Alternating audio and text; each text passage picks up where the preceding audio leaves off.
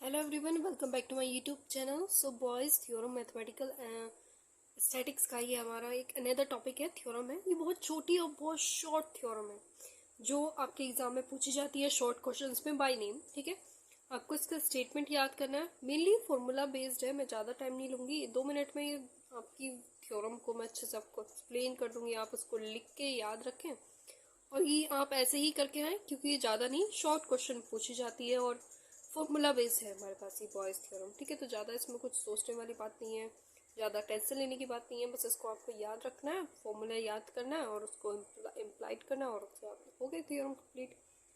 सो Bayes theorem का statement है, पहली बात तो ये बाय नेम आती है। ठीक है, state and prove the Bayes theorem. Statement हमारे पास है कि हमारे पास if the events A1 A2 up to the AN are pairwise independent and A1 mu A2 mu up to the mu of AN is equal to X। हमारे पास A1 to AN independent events हैं जहाँ पर union of A1 A2 उन्हीं सभी events का हमने union लिया तो वो इक्वल हो रहे हैं उस सैंपल के। Then for any events A, अब हम किसी एक इवेंट A के लिए बात करें तो probability of AI upon A is equal to हो जाती है probability of AI, probability of A upon AI upon summation I, probability of AI, probability of A upon AI। अब यहाँ ध्यान रखें, AI जिसके सफिक्स में है और A हम उस इवेंट की बात कर रहे हैं जो हमने सेलेक्ट किया है। ठीक है, उस पूरे इवेंट्स मेंबर्स में की AI से। ठीक है, तो उसी की प्रोबेबिलिटी हमने यहाँ पे यूज करेंगे ना। ये फॉर्मूला हम प्रूफ करते हैं। So prove we know that, ठीक है, probability of A is equal to summation I is equal to 1 to n probability of AI। probability of A को हम किस तरह से लिख सकते हैं, for probability of AI, probability of A upon AI, इसको हमने इक्वेशन नंबर फर्स्ट कर लिया। Also probability of A intersection AI को हम लिख सकते हैं probability of I, probability of A upon AI। ठीक है, इसको सेकेंड।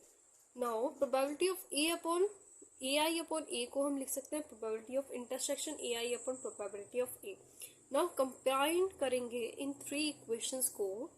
ठीक है, अब यहाँ पे देखें इक्वेशन नंबर थर्ड में हमारे पास probability of AI upon A होता है probability of A intersection AI। अब इसकी वैल्यू हमने यहाँ से ले लेंगे सेकंड से by the definition of conditional probability.